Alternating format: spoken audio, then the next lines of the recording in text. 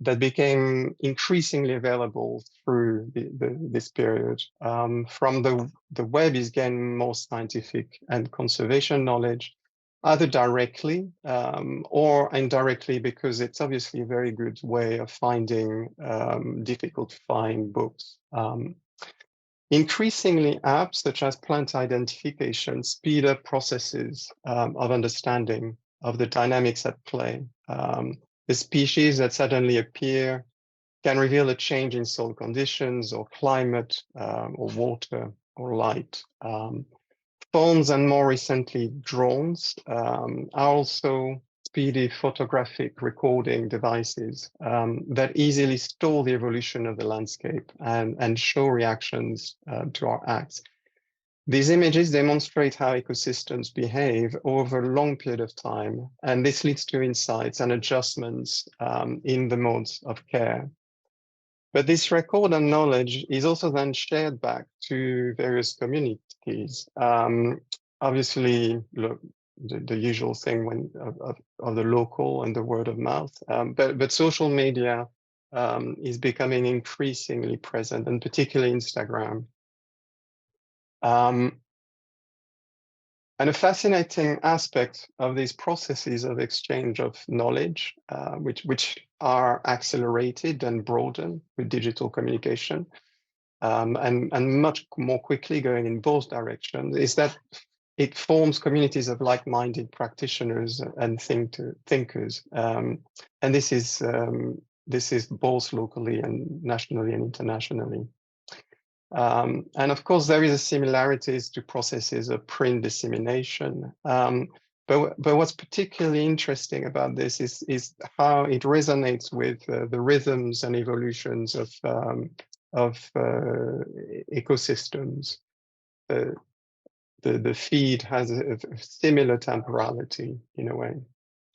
And in there's actually, sorry, there are multiple communities or sub-communities. Some are more mystical and others more positivist, some more future-oriented and more nostalgic.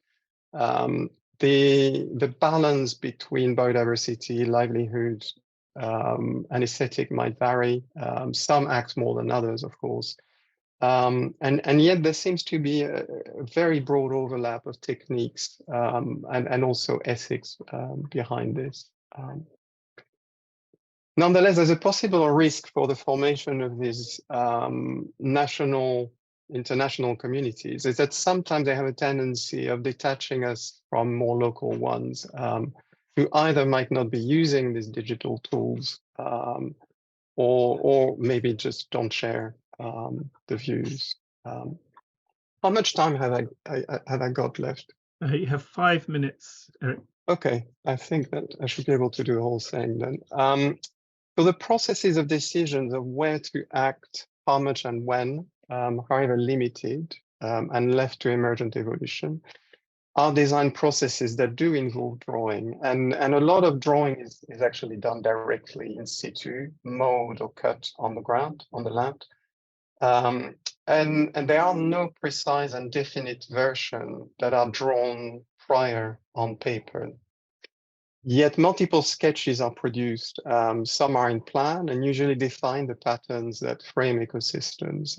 There are also many timelines, which I'm not showing today, and some details, usually in sections. A simulation of the emergence of the ecosystems is enacted, often with watercolor, for its emergent quality when it's worked wet on wet, which has a kind of analogous relation to that of the plant communities. With the development of algorithmic design processes and AI, which both have emergent qualities, we may be able to do this digitally, but this will remain still analogous, a way to think with unpredictability rather than a prediction of what will take place.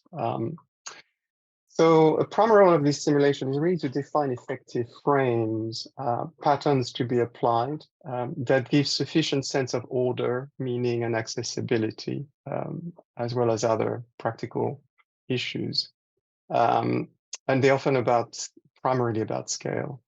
Originally, they were only sketched by hand, sometimes on top of photographs, but now the hand is quickly followed by marking up drawn views in back and forth with the actions on the ground.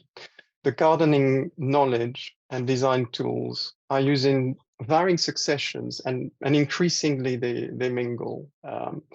Design is still happening primarily and increasingly happening primarily on the ground, almost live, helped with this new technology that are increasingly being used in situ. I'll move on to conclusion. So all the tools are used to negotiate the conflicting needs and perceptions of this multitude of communities, whether they are humans or other than human, and indeed the species themselves. They are increasingly used in parallel on the ground. They also nurture the creation of communities of feral practitioners beyond. So the landscape is relational, but I think often when we discuss of the relational, we tend to present it as something which is positive and soft and gentle. And what I think we've realized through our and other practices is that it's full of competition and conflicts equally, and that these need to be balanced so that these multiple worlds can coexist. So feral practices at best, they nurture the co-creation of synergies, but at least they reduce the conflict. And what I find increasingly interesting is that these practices do not have the managerial top-down quality of stewardship, and in many ways, the kind of collective landscape future that these practices investigate, which is effectively a letting go of most control to give agency to other than human actors, has a libertarian nature, and it is not the right-wing free-for-all version of a libertarian like Ayn Rand. It's more of a left-wing, benevolent, redistributive form, which maybe we could call a form of ecological libertarianism. The next steps of this research is probably going to be to look into the writing of such libertarian thinkers, those that support redistribution, such as John Stuart Mill. But the question of what or who is benevolent, and I think earlier some people were, somebody was defining it as who defines the identity, remains. Both other than human and human beings in these projects express themselves, at least and primarily through their acts. And I think that it's Jane Bennett who used the term "through their feet" as the way non-human living beings can express a position in her concept of ecological politics. And I guess it's the socio-ecosystem as a whole, which maybe we could call the genius loci, that is in becoming, and in a way is making, I mean, decision is probably not the right word, but it is becoming something. There is not necessarily a complete single and uniform identity, because the multiple layers of identities are still present. But nonetheless, through this co-evolution, there's a web of relationships that emerges, and this might be described some kind of character. And I'm very unsure about the end, which I wrote very quickly. But anyway, thank you. Fabulous. Thank you very much, Eric. Food for thought there, certainly. Okay, going on to our final speaker this afternoon is Tiago Torres Campos, who is a Portuguese landscape architect, associate professor at Rhode Island's School of Design Residency in the US. Before that, he was assistant professor at the University of Edinburgh in Scotland. Tiago has published internationally and founded CNTXT Studio, which is a platform for the study of landscape and its intersections with art, design, and visual media. He's preparing a new publication that explores the meaning of thinking about architecture and landscape geologically. So a plug for you, Tiago, as well. Tiago, are you around? Why am I not seeing you? I am.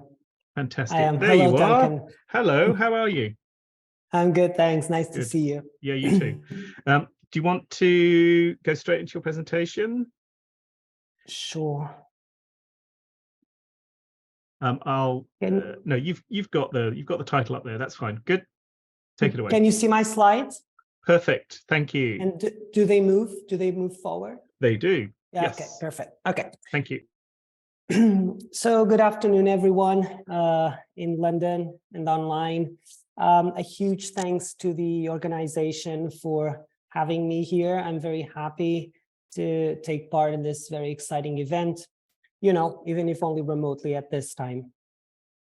I usually take opportunities like this to talk a little bit about my work or the several pedagogies that I'm involved in through examples of studios that I teach, for example. And we've seen really great examples of both things earlier today, which made me very excited. However, today I will lean more towards the theoretical side of things, perhaps, and on something that is very wide and that won't in any way be exhausted by my conversation here. I will just introduce you to some of these things. And so I ask you to bear with me for the next few minutes.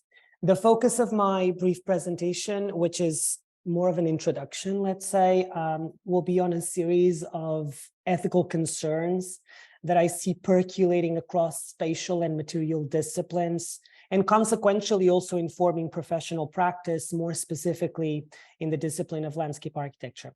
So, as Duncan suggested in the introduction, and thank you for that, the way I'm formulating these concerns is ongoing and part of a larger research project that I'm currently invested in. So in a symposium dedicated to the exploration of collective landscape futures, I hope I'm able to offer you some reflections, not necessarily any answers, I'm just preempting that, but some reflections to how those disciplines have helped us shape the territories and landscapes of the present and the past, always with an invested eye towards the future.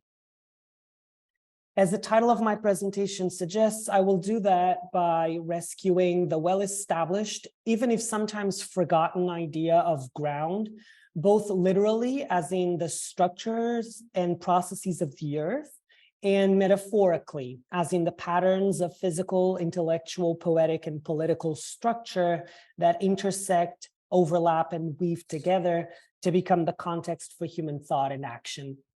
These words are not mine. They are quoted from an essay entitled Groundwork, written by Robin Dripps a few years ago. Starting with this quote by J.B. Jackson: "If background seems inappropriately modest, we should remember that in our modern use of the word, it means that which underscores not only our identity and presence, but also our history."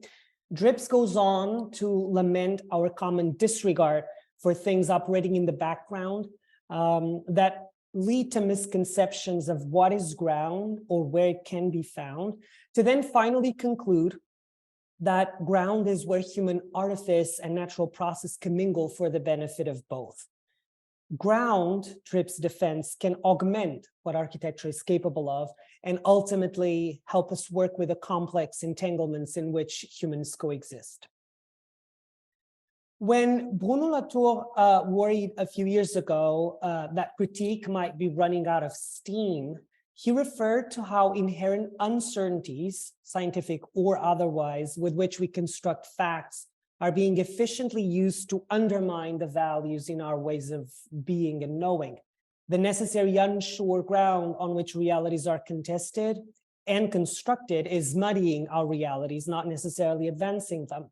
The only way forward, then, he claimed, is to actively reimagine our life worlds through what he calls matters of concern.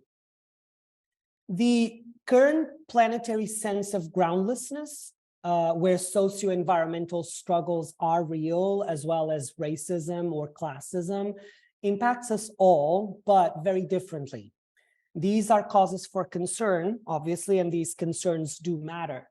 So if we are to stay with the trouble, as Donna Haraway taught us, then we must think with these concerns through an ethics of care. Ground is key to landscape architecture, and in my opinion, to how the field may expand or continue to expand. Ground is a condition of as much as a metaphor for practice, and it can also be a critical tool to question it. The use of ground to think with, therefore, is also a thinking through.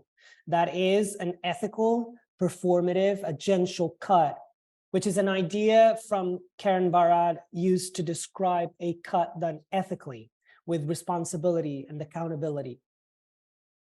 My quest for a common ground in the discipline tries to carve out a liminal space where the personal is always inevitably political and where the ethical becomes professional.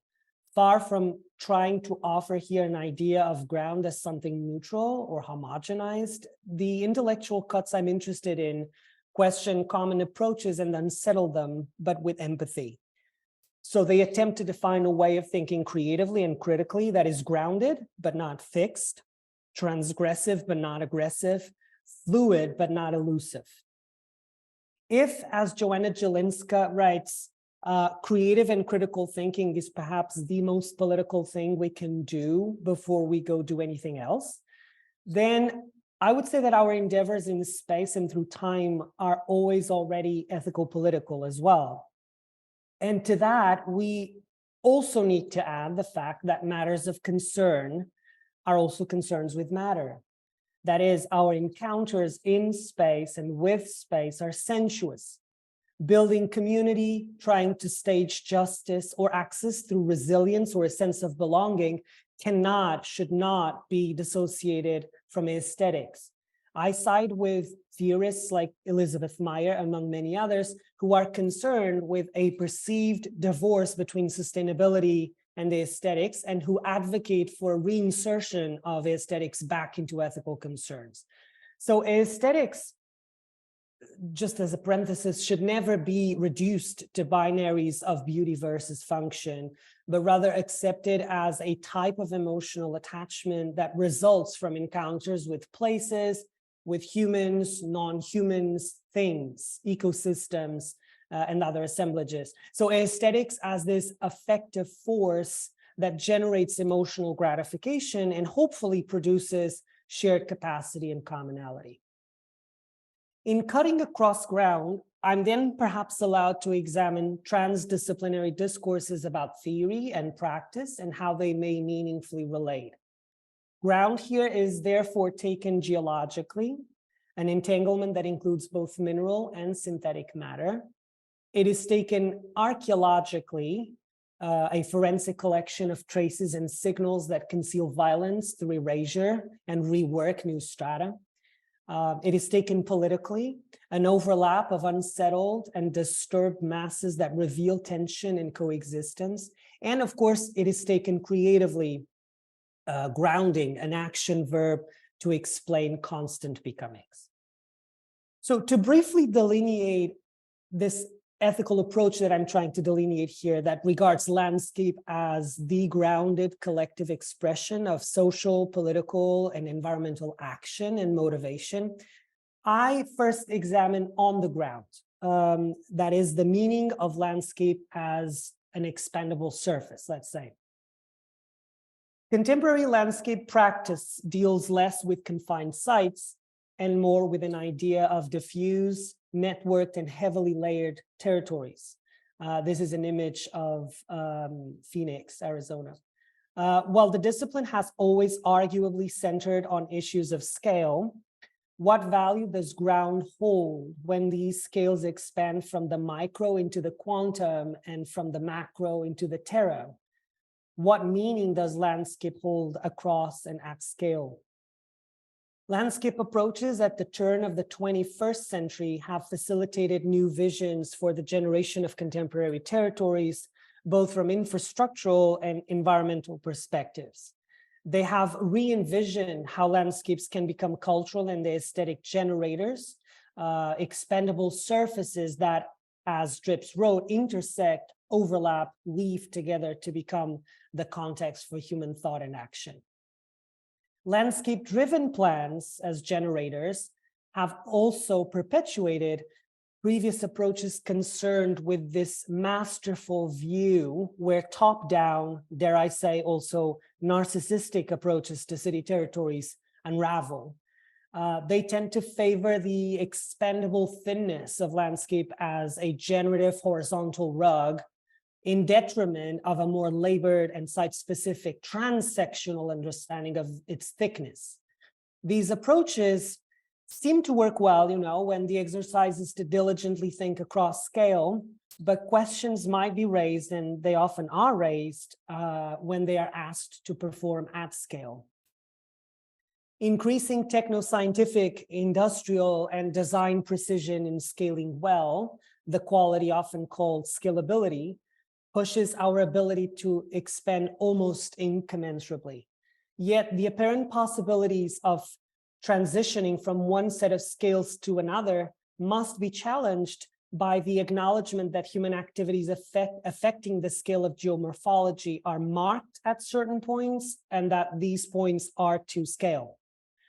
So what new attitudes to practice might we need if landscape architecture is to be critical of capitalist logics with exploitative dependencies on scalability, to embrace multi-scalar thinking that at the same time accepts the irreducibility of certain human and non-human activities to specific scales?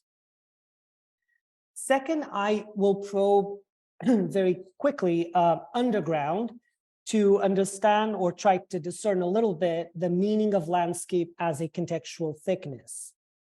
Spatial disciplines have invested in an idea of ground as palimpsest, as you know, where traces of previous uses are excavated to be continuously reinterpreted and reinscribed. In design, the idea has been successful on many levels as a notion of cumulative complexity, which encourages selective additions or extractions of context capable of revealing or intensifying spatial narrative. Perhaps motivated by a slightly different notion of ground as active media that both sediments and unsettles politically infused geologies, I argue that landscape architecture should also perhaps engage more seriously than it does in forensic practices that move away from the possibility of undoing past discrete moments to eventually explore opportunities for reparation, where past conditions accept change in productive reconfigurations of space-time matter that are inscribed in the world and cannot be erased. The implicit idea here, or one of them here, is of course that changing the past is never without costs or responsibility, as Karen Barad writes. With ground as media demanding less of a sectional cut and more the imagination of rhizomatic cuts that account for relationalities between systemic racism, industrial extraction, eco-erasure, and biomass destruction, how can landscape architecture work productively and loop back from global to local while pushing ground from context to contextual generator? Third, I will venture briefly above ground to explore landscape as a series of logics with motivation, desire, and agency. Measuring space as a drive to know it has pervaded much of human history and its continuous quest for control and power. Eurocentric approaches to planetary metrics, often enmeshed in imperialist endeavors and colonialist subjugation, have successfully delineated the world in clearly defined limits, supported by rigid binary sets and informed by dimensions that we define as latitude, longitude, altitude, among others. The geographical and topographical codification of space is successful in adding precision to design, of course, but if ground is a piece of the earth, we should also question planar Cartesian conventions, since the horizontal here becomes, in effect, an arc of the earth, the vertical becomes a radius, and the oblique becomes a tangent. In this sense, What sense does it make to continue to persist on representation as a means to construct and synthesize knowledge through conventional methods? Think of a plan, a section, an elevation, a perspective. And if we do persist in the use of these tools alongside with others like storytelling, video, immersive, AR, VR, and of course AI that recently has received a lot of attention, then what does that say about our landscapes? And perhaps more importantly, what are those tools concealing about those narratives? This is important to think in historical terms, in my opinion, even if difficult sometimes because we don't necessarily have enough critical distance from some of those production methods. But it is important because history does not offer neutral descriptions of the world, but rather non-neutral descriptions for the world. So history mediates on and for thick terrains of negotiation between tension and coexistence. So where should landscape practice look at, or should I say, what should it look for when the concern is to transcend traditional boundaries, both physically and intellectually? If delineations are regarded less as clear lines that circumscribe thought and action, and more as porous, permeable, and thick thresholds that may expand our knowledge of the gradients that exist between their rich contact zones, then how can we explore readings of land, water, ecology, ground through alternative geologics that gesture towards the complex yet potentially productive unsettling of established orders and value systems? And finally, I will return to a middle ground, let's say, to explore a little bit landscape as a sense of belonging and becoming. Today's agency that we all have to enact change on a geological scale comes with the inevitability that we humans live profoundly entangled with what surrounds us. If we accept that there is no such thing as being totally outside, as there is no such thing as being totally objective, then knowledge can only be a situated way of knowing in between, and design can only be a situated way of making hybrids. Ways of transforming the landscape that emerge from within can reside less on visual or stylistic approaches to problem solving and become more centered on immersion, recognition, empathy, love, respect, and care for the environment. If landscapes matter to us because they should reflect our collective imaginaries, how can they expand with entanglements that allow us to side neither with those who believe that fundamentally nothing matters because we are all going to die, nor with those who believe that fundamentally nothing matters because we can fix everything? In other words, how can we side with ecofeminists, new materialists, queer theorists, among others, who encourage us to find a common ground from which to hold, stay, and live with the trouble? In an age of accelerated polarization of power and value that we are all experiencing, is there a sure ground of commonality on which to define this expansion? And is it desirable? Is it practical? Is it real that we engage in those processes? The middle ground I'm referring here might be concerned with an idea of architecture and landscape as collectivities configured in space and time. I believe this idea of collectivity is very important because it is something that essentially begins to talk about commitment. Landscapes are not the product of one person. There are no one-man shows in landscape, not even in landscapes that try to portray one-man shows. Landscapes depend on the combined actions of multiple actors, their needs, desires, motivations, and aspirations.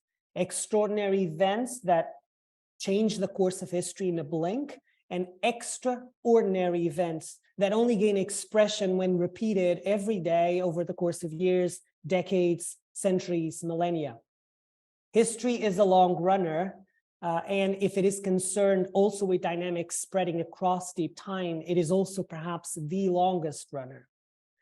And it is also in this sense that I'm convinced that landscape architecture is as much about the nurturing of ideas creatively as it is to the commitment of sharing worlds ethically. Ideas and practices for noticing formations, for making sense of material agglomerations, for responsibly supporting and disrupting systems and values, for engaging with the forms and processes that make space, and ultimately configure it in time. I argue that these practices are not external to design, they are its very core. So to conclude, like, rather than providing an exhaustive list of concerns that allow us to find ground or even define it collectively, I believe that could become very boring for you very quickly at the end of this day. My approach today here was to offer a brief delineation of how these concerns may begin to reveal how practices may practice an ethics of encounter and care with matter and space. If landscape is less a metaphor, as I believe it should be, and more of a condition where we can develop a creative responsibility for new modes of living as they come into being, how can it also inform a ground that acknowledges the differences that make a difference and enable ways of connecting differently with the world? My invitation then, just to really finish, is that if we engage with this way of thinking about landscape architecture as a possibility, or as a potential or ability for new things to happen, we are, even if in a weird, yet I would also argue fundamental way, accepting the possibility of thinking about our landscapes geologically. Thank you so much for bearing with me. Thank you, Tiago. That's brilliant, brilliant, brilliant. Thank you. If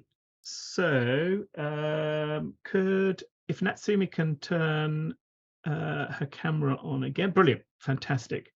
So I guess there's much going on within that set of talks. So we're talking about certainly about control and giving up control to a certain extent.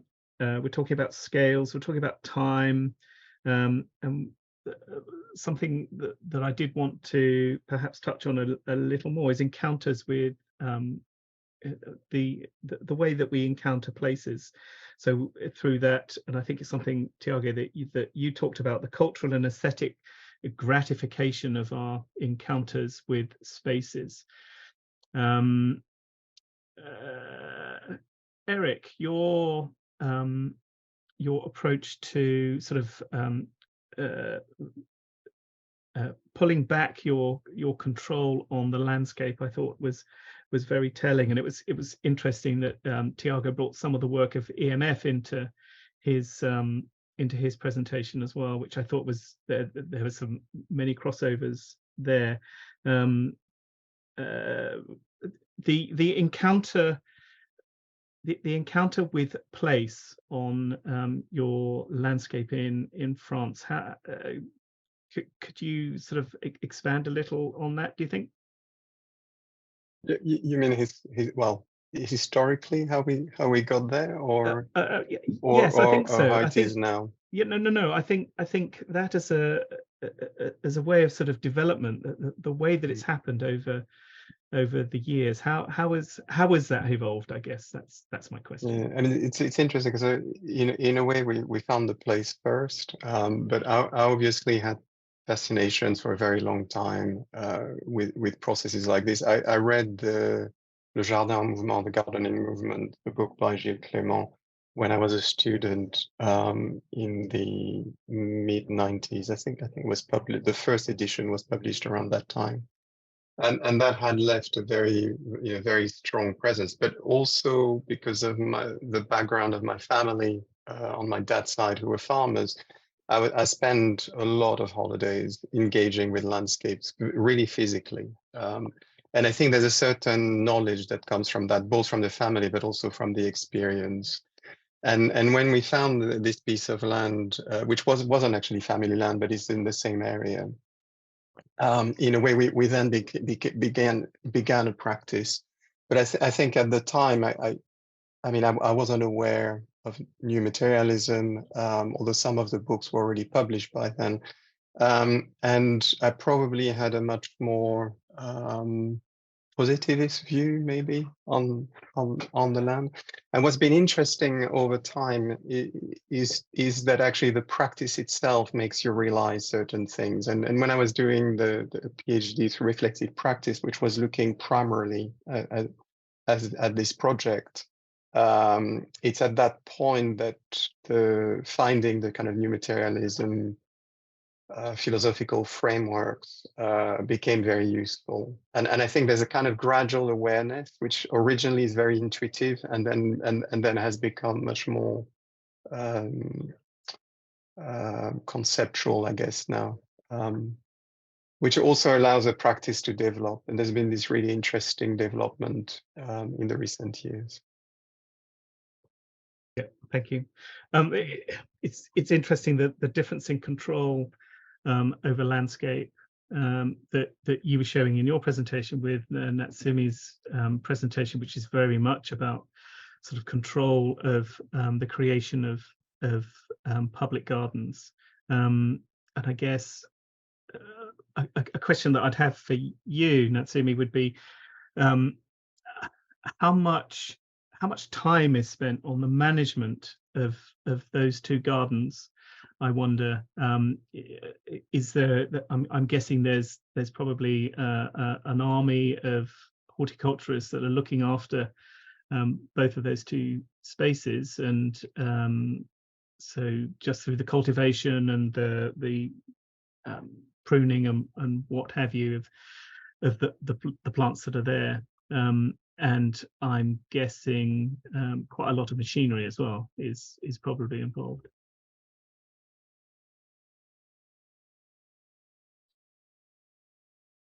Yes, I would say that in general, the plants are ever changing, so you have to prune them and trim them. But I would say the management would involve daily management. And for example, the Japanese gardens with the gravels and the raking of the gravels. So I would think that whenever there's a wind, those would change, and then you have to recreate those like lines that symbolize the waves and patterns of the water. So I would say that in general, the gardeners are very busy, and the management would involve daily care. And yes, and I also think it's interesting that there's a lot more interaction between the receivers, the visitors of the garden with the plants, whereas I'm a historian, so I tend to look at the past, but in the past there are some gardens in which you're supposed to look at the very beautiful manicured landscape, but you're not supposed to enter, like keep off the lawn. You're not supposed to enter that space, but these new gardens are all about interaction among peoples, and so engaging anybody who's interested into the landscape experience. Yeah, it's that engaging and encountering, isn't it? It's that a cultural and aesthetic gratification again. Okay, I'm going to open it up to the three of you. I'm going to do an Anushka and get you to ask questions of each other if you wish to. While I search through the list for any questions that have come in. Sorry, Eric, go ahead. I've got one for Tiago. I found it really interesting that this focus on the ground, because one lines of inquiry that I have is about, in a way, is about the ground, but I always use the word soil instead. And I was wondering why ground and not soil, and what may be the distinctions for you in the research you're doing right now? That is a very interesting question, Eric. The way I see it, and of course it's personal, so people might have different understandings of this. The way I see it, ground to me works as a wider idea than soil, in the sense that ground is something that that negotiates the structure between geology and soil. But that, as I said, that is a personal preference, maybe, or a personal approach, because I know that a lot of other people in our discipline and outside of our discipline use soil in this more holistic way as well. I think that more importantly than that, perhaps, is this understanding, is that ground allows me to activate, as I said at the beginning, activate this idea that we can use it almost literally to discuss these issues, these ethical concerns, and the aesthetic concerns that should be married with ethics, and also an idea that allows me to study these issues metaphorically. One of the things that I'm doing in this presentation and more widely with my research is to try to have this almost stratigraphic understanding of landscapes. So sometimes I'm looking at landscapes on the ground or above the ground. Sometimes I'm looking underground or trying to find a middle ground, right? And maybe it's also a play with words that allows me to activate these ideas more freely than soil. But I don't see them as opposites of each other or in any way. I think that they're both very important, and to me, soil is a substantial part of my considerations, for sure. Yes, I mean, it's interesting because I think the reason why I use soil is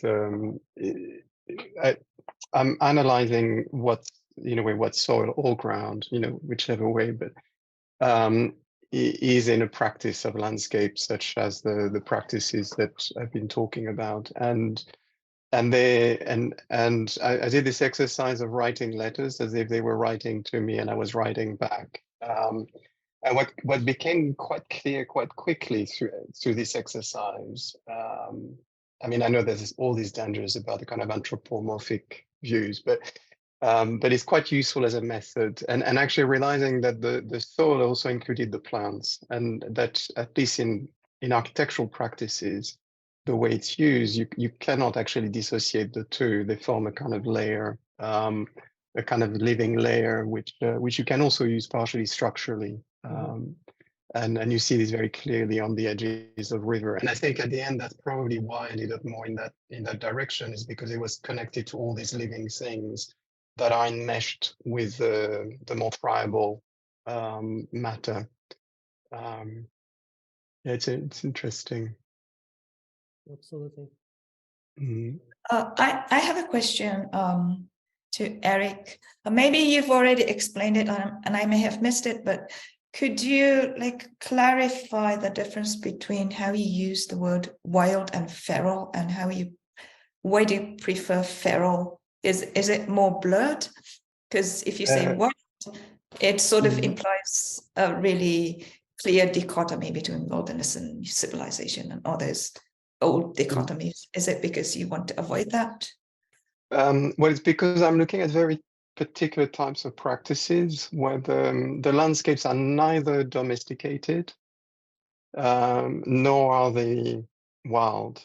There's always a lot of humans around anyway. I mean, in countries like the UK, there's always lots of human around anyhow, but particularly the places and the practices that I'm looking at, including my own, they're neither one nor the other. And the word feral is the closest word that I have found so far to describe this condition. The only thing that I'm not always convinced by with the word feral is that at least when you read the definition in the dictionary, there is a sense that it's going from domesticated towards the wild. Whereas I actually think about it in both directions. Although a lot of the places that I've actually been looking at have gone in that direction. There's a majority of them that have gone in that direction. Okay, thank you. I think I understand a bit. And I have another question to Tiago. You mentioned that history mediates? I'm wondering whether you could expand a bit on that. How does history mediate? That's a very interesting question, Natsumi. In 20 seconds, Tiago. Yeah, sure. It's a very complicated question, but I think that what I'm trying to say is that history is less about a description of facts and more of a elaboration of past events from the contemporary perspectives of the present, which is the moment of now, our only moment, really. And in that sense, history is always an interpretation. And because it's an interpretation, we can use it. And as I said, it doesn't offer neutral descriptions of these facts. It offers non-neutral histories for the world. And it is in that sense that it becomes a mediator or a facilitator between our interpretations of the past and how we live in the present, but also how we envision and aspire to have certain types of futures. So it is more in that sense. But I'll be happy to talk to you a lot more about this if in another forum, if we have time and opportunity. Thank you so much. I think what that's highlighted for me, Ed, is that we need to repeat this. We need to have follow-ups to some of these discussions, because I don't feel there's sufficient time to discuss everything to its conclusion. I'm just going to leave this session now with a message from David Morgan, which is, an ethics of encounter is a very intriguing idea. Jedediah Purdy has written about the right to access factory farms as a sort of, in quotes, legal subsidy for the ethically relevant experience, end quotes. One could imagine a sort of right to encounter in the same vein. So I'm going to leave it there, and I'm going to pass over to Ed, and I'm going to thank you, the three of you, so much for enlightening me and providing such an interesting set of discussions. So thank you very much. Thank you, Duncan. Thank you all. Thank you. Thank you, Duncan, Eric, Tiago, Natsumi. What an extraordinary way to close the day. Thank you. Thank you to everybody who's still with us. And for those of you who've been with us all day, amazing. I imagine you're as exhausted as Duncan and Anushka and I.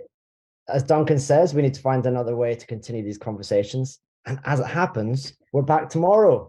So register for tomorrow. If you're in a commutable distance from Greenwich, come and join us. It'll be fantastic. We'll have some coffees and lunches and drinks to discuss further. And if you're a little bit further away, register to join us online. To end with a quote from Tom, he says, "Landscape is an open project, and we will continue tomorrow." Thank you very much, everybody.